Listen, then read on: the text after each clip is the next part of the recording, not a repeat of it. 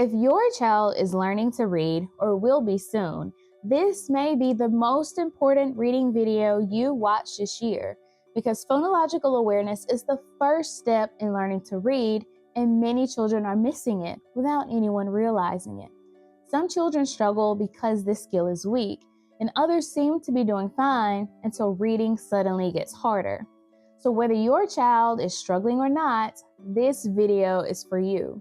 And I want you to stay until the end because I'll show you where phonological awareness fits in reading development, what actually matters most, and how you can support it at home without worksheets or pressure. Now, did you know that one of the most important reading skills has nothing to do with print or letters and everything to do with listening? If phonological awareness is new to you, that doesn't mean you've missed something. It usually just means no one explained how reading actually develops. And today, we're going to make it clear. Now, if we haven't met yet, I'm Kathy, also known as Dr. Reed here at Reading RX. And I spent nearly 18 years as an elementary teacher, literacy specialist, and reading consultant. And my goal is to help you understand reading, whether your child needs support right now or you're trying to build a strong foundation early, as any good parent should. So what is phonological awareness? Phonological awareness is your child's ability to hear and work with sounds in spoken language. No letters, no print, just sound. Now here's an easy way to remember it. Phono sounds like phone, and phones are for listening. So if it has to do with hearing, you're in the world of phonological awareness. In my Reading Foundations continuum, phonological awareness sits right at the beginning, before phonics, before fluency. This isn't an extra skill, it's part of the foundation. Phonological awareness isn't just something we talk about when a child is struggling. It's also one of the best tools for preventing reading difficulties before they even begin. And that's why understanding this early can make a huge difference, even for children who seem to be doing just fine. So how does phonological awareness develop? Phonological awareness develops along a continuum or a ladder from larger, easier sound units to smaller, more precise ones.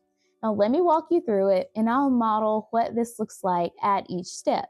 And you can even try a few of these with me as we go. And as we walk through the steps of the ladder, I want you to listen for which skills your child is using easily and which ones might need a little more support.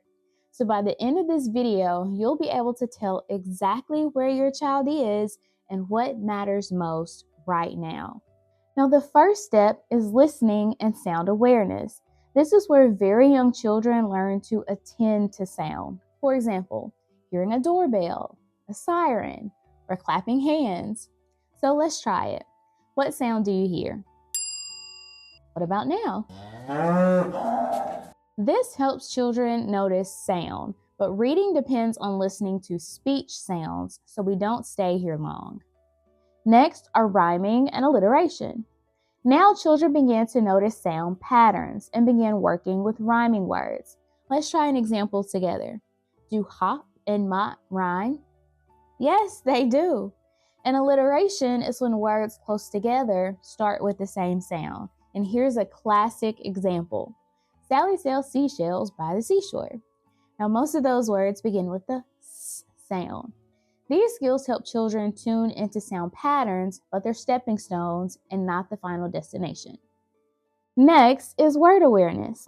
Children begin to learn that sentences are made up of words.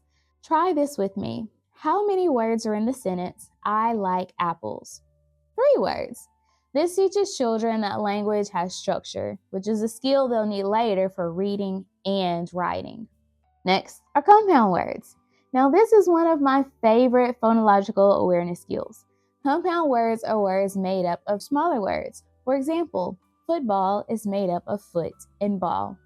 And compound words help children practice breaking words apart without the challenge of working with individual sounds in words yet. Now, if this video is helping you see reading differently, please give it a thumbs up and subscribe to the channel so YouTube can recommend it to more parents and teachers.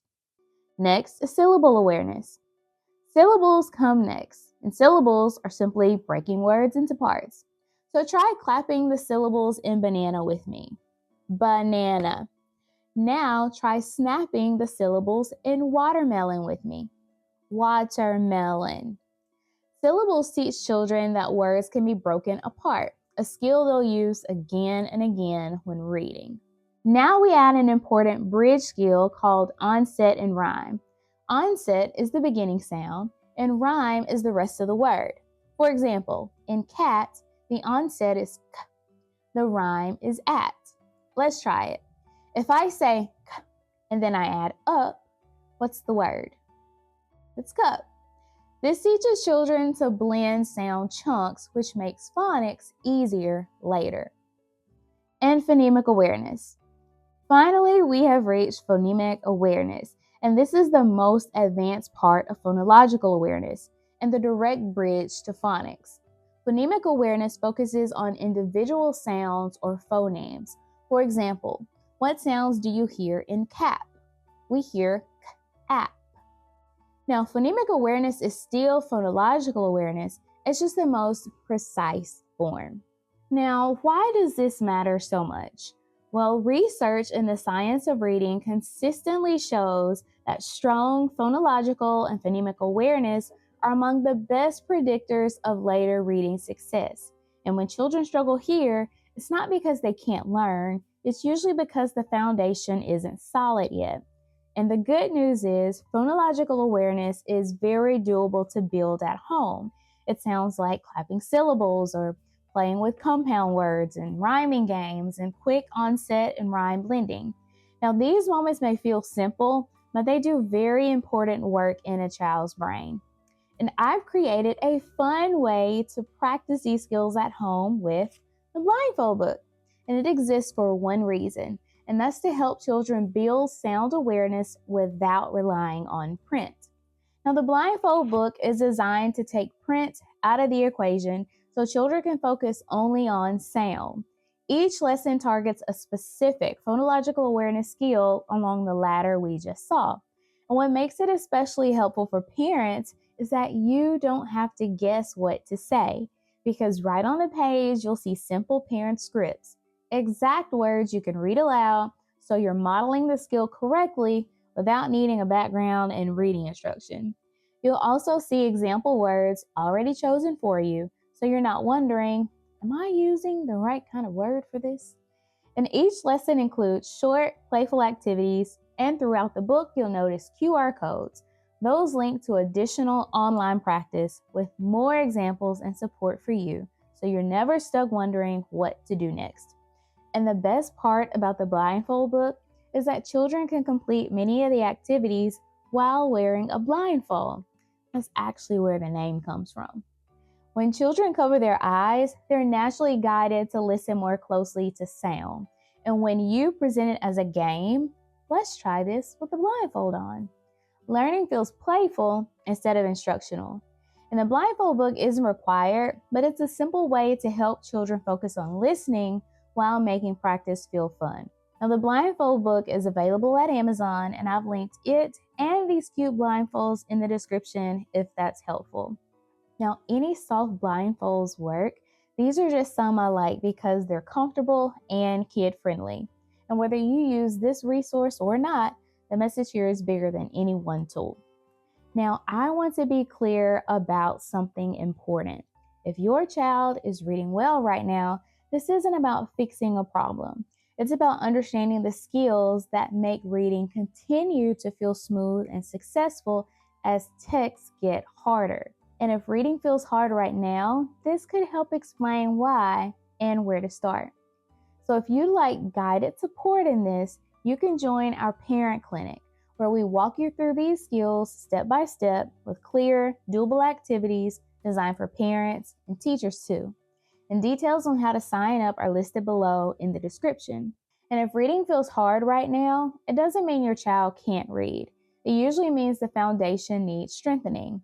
And phonological awareness is one of the best places to start. Now, if there's a reading skill or a question you'd like me to explain next, just let me know in the comments. And be sure to subscribe to this channel so you can become your child's reading expert. This is Dr. Reed with Reading RX, the prescription for your child's reading success. I'll see you in the next video.